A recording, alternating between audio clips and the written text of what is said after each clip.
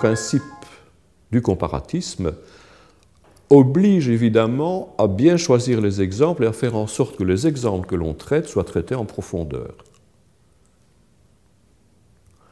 Si je parle des Ménines de Velázquez, 1657, je fais une analyse fouillée, en profondeur, originale, de ce tableau, que je contextualise.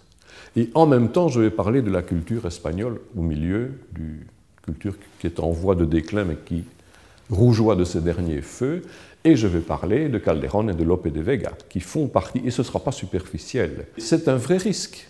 C'est un vrai risque de superficialité, bien entendu. On peut être tenté de faire des comparaisons hâtives, rapides, mais ça, c'est un risque à assumer.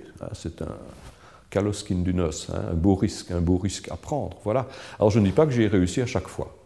J'ai pris l'exemple de Ménine parce que c'est un exemple qui a bien fonctionné et dont je suis content.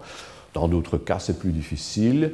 Il peut arriver aussi qu'on se cantonne à une seule œuvre sans comparaison particulière. Encore que, par exemple, si vous imaginez la peinture florentine ou le printemps de Botticelli, sans envisager, j'y arrive, la littérature du temps et les classiques latins, je crois que vous faites fausse route. Et là, ce n'est pas superficiel, c'est vraiment en profondeur. Et pour l'historien, les relations historiques sont tout à fait claires. On sait que le Canzoniere de Pétrarque avait été réédité du temps des Médicis et qu'il est une des inspirations du printemps de Botticelli, le fameux sonnet Zeffirotorna.